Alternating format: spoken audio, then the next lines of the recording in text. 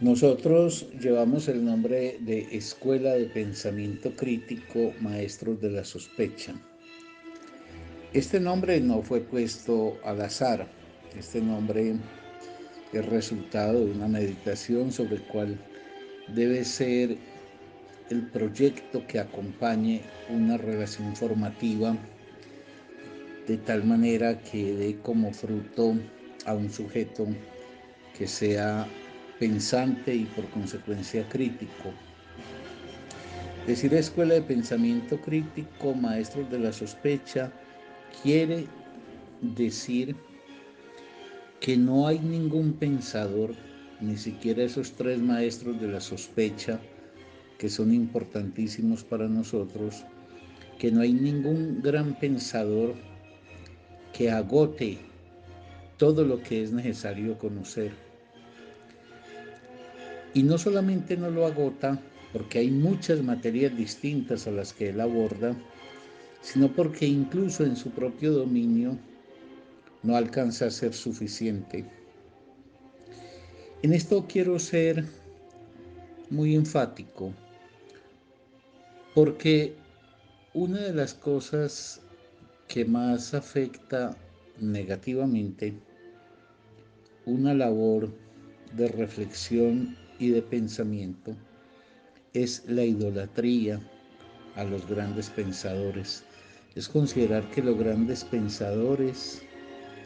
alguno de ellos o un pequeño conjunto de ellos, constituyen una especie de gran todo en el conocimiento que sería suficiente para agotar todos los problemas que la humanidad tiene. Nietzsche, Marx y Freud son tres pensadores ejemplares, pero son tres pensadores que tienen sus limitaciones, que no consiguen ninguno de ellos dar cuenta del conjunto de lo que pudiéramos llamar la verdad o las verdades, y que ni siquiera enlazándolos a los tres se conseguiría ese mapa conjunto de la verdad. Aquí me parece que es muy importante enfatizar que esa no es una devaluación de los pensadores, es un aprecio por ellos como seres humanos y en tanto tales seres limitados. Y es una forma de tratar de sortear una de las cosas más negativas en relación al pensamiento, y es la idealización de algún pensador. Es como si un pensador se divinizara y se considerara que en él están las cifras fundamentales de explicación de la sociedad o del individuo, etcétera. Y la experiencia que viene adelantando la escuela creo que muestra tres cosas. Uno, la necesidad de valorar a estos pensadores. Dos, la conciencia de que ninguno de ellos alcanza a dar cuenta de la cabalidad del asunto que estamos trabajando. Por ejemplo, en el caso de los tres pensadores, el tema de la religión. Y lo tercero es la absoluta necesidad de reconocer límites en estos pensadores y por consecuencia el requerimiento de la presencia de otras formas del saber que vengan a tratar de ayudar a encontrar las salidas a los problemas que no se pueden encontrar en estos pensadores, ni en cada uno de ellos, ni siquiera en la relación de los tres.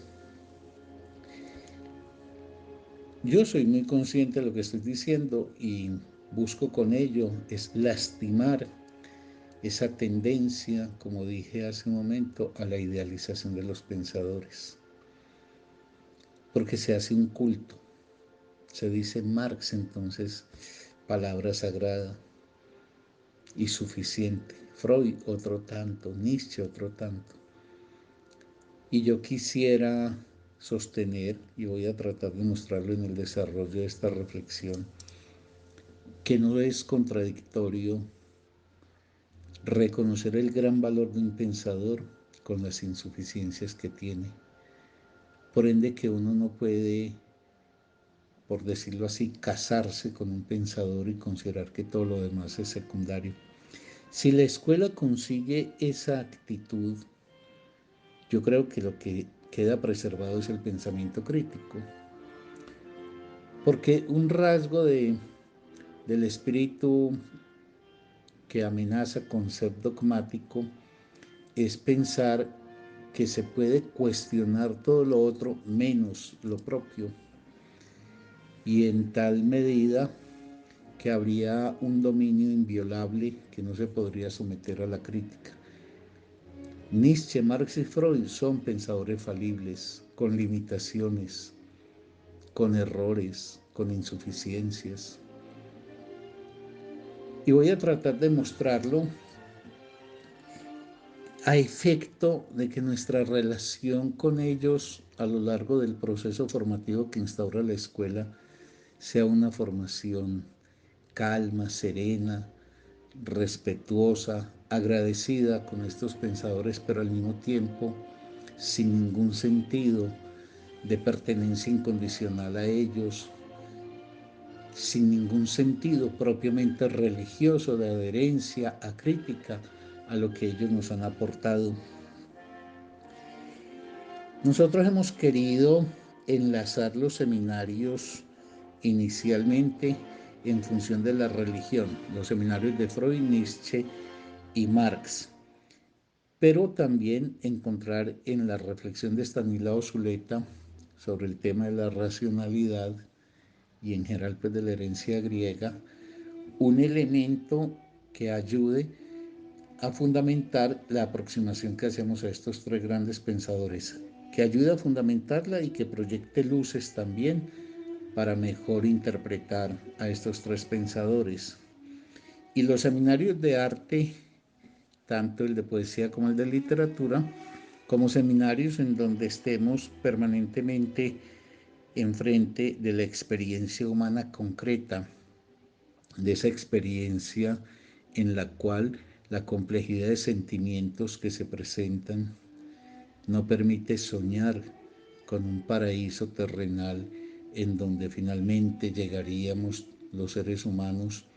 a vivir en un estado idílico. Hoy voy a terminar esta reflexión que quiero proponer como consecuencia del trabajo de la semana, precisamente leyendo un poema de José Asunción Silva para mostrar que los artistas nos recuerdan que no hay paraíso, ni habrá jamás paraíso, y que consustanciada en la condición humana está siempre esa posibilidad del sufrimiento y del dolor, que ni siquiera lo más festivo que alcancemos es ajeno al sufrimiento y al dolor. En los seminarios voy a bregar pues a hacer una presentación de las consideraciones que a mí se me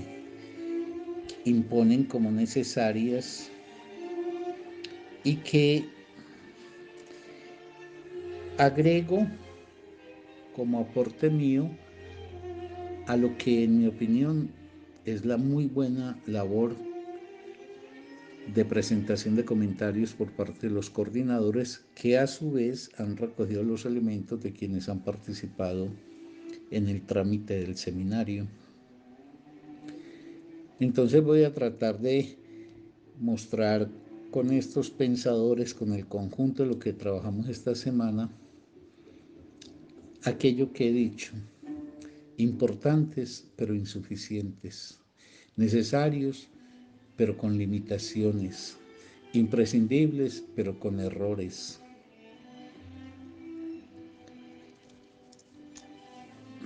El foco que busca articular a estos pensadores es el tema de la religión. Y creo que el examen que se viene haciendo de la religión, a la par que ofrece algunas luces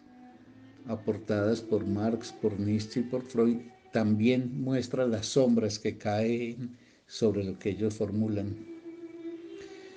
Por ejemplo, es evidente que Marx Lo único que ofrece son condiciones generales, pero él no logra explicar el fenómeno de la religión. En primer lugar, porque no es un objeto al que él se haya aplicado, pero en segundo lugar, porque los elementos de los que dispone permiten visualizar unas condiciones generales, eso lo mostraré más adelante, pero no explicar el fenómeno religioso. En Nietzsche hay una consideración que pone la mira sobre el cristianismo, pero Nietzsche no logra explicar por qué la necesidad de la religión. En Nietzsche hay siempre algo que lo deja uno insatisfecho, y es el hecho de que da por sentado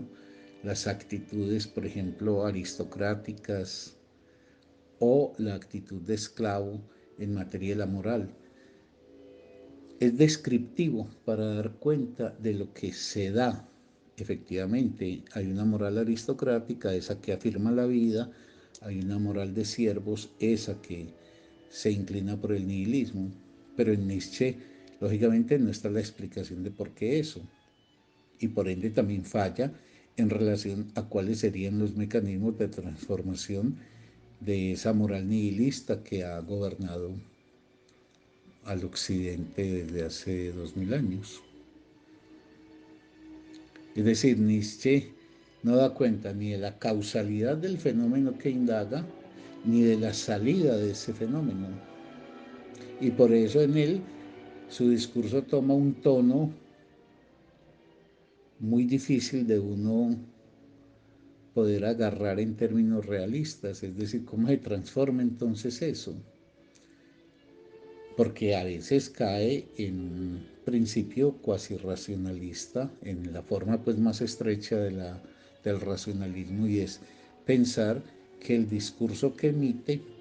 es el discurso con el cual eventualmente se conquistaría que una minoría que ha sido subordinada por una mayoría esclava, que esa minoría logre entonces avanzar en la conquista de una nueva actitud ante la vida. A todas luces es insuficiente en Nietzsche la consideración de cómo salir entonces de la hegemonía en la cual ha estado sometida la sociedad occidental. Y Freud alude a los requerimientos subjetivos y ofrece una explicación que pienso que es una explicación que logra aterrizar el problema a un hecho fundamental en el que no alcanza ni Marx ni Nietzsche a percatarse, probablemente porque eso no está en el dominio de los estudios de Nietzsche y de Marx. El planteamiento de Freud son las condiciones de subjetivación que permiten que la ilusión se instale, pero en Freud no está explicitado porque esta religión. Lo que Freud plantea, por ejemplo, con la noción del Padre sobre el cual se proyecta, del Padre omnipotente, todopoderoso que es Dios, que no sería sino una proyección pues del Padre perdido por el niño, pues eso podrá tener alguna validez en términos de la explicación de la religión judeocristiana o de las religiones judaica, cristiana y musulmana, pero en el mundo actualmente hay, se considera por los antropólogos, unas 4200 religiones, por no hablar de las sin número de religiones que han desaparecido. Entonces, evidentemente, la explicación freudiana es una explicación que aporta, pero no agota. La de Marx no atina a precisar bien un concepto de determinación del fenómeno religioso, y acudir al tema de, por ejemplo, del fetichismo de la mercancía deja las cosas con muchos agujeros que son muy poco convincentes. Y en Nietzsche ya está dicho, la mirada es una crítica discursiva al cristianismo a la luz de un contraste que también sostiene una crítica, es contraste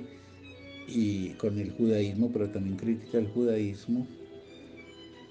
Pero Nietzsche, como he dicho, no toca los resortes explicativos de por qué, por ejemplo, la gente tiene que optar por la creencia religiosa. Entonces, quiero ser reiterativo, eso no está señalando de mi parte una devaluación de estos pensadores, sino una desdivinización de ellos y un tomarlos amorosamente desde un lugar crítico y considerarlos, voy a ser repetitivo, con limitaciones, con equivocaciones, con insuficiencias, etc. Veámoslos a los tres así en términos generales y luego articulamos eso con Estanislao Zuleta para tratar de cerrar con el arte, en este caso bajo la luz que nos ofrece la poesía, en un propósito que no es articular artificialmente a estos pensadores, es decir, no es que estoy haciendo un esfuerzo por amarrarlos entre ellos como si cada uno de ellos no puede agotar el problema que se ha propuesto, pero si se juntaran y se hiciera una costura entre los tres, entonces ahí sí se podría alcanzar una especie de completud para visualizar el problema religioso. No, en mi opinión, ninguno de los tres da cabal cuenta del fenómeno religioso. Puede asumir aspectos del problema religioso, pero no logra agotarlos. Y cuando se juntan tampoco se logra agotar, porque para poder dar cuenta de ese fenómeno del religioso se requerirían además otros saberes que no están puestos en implementación por estos pensadores. En consecuencia, la propuesta que quiero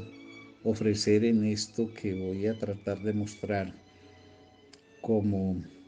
los puntos de desarrollo, pero al mismo tiempo también de limitación, la propuesta que quiero hacer es la de mantener un espíritu abierto permanentemente y en este proceso formativo que implementamos en la escuela, solamente una actitud abierta, una actitud que sea muy sospechosa de cualquier tendencia al dogmatismo que lo invada a uno, es lo que permitirá que efectivamente se sostenga el pensamiento crítico. De no ser así, lo único que hacemos es cambiar de carta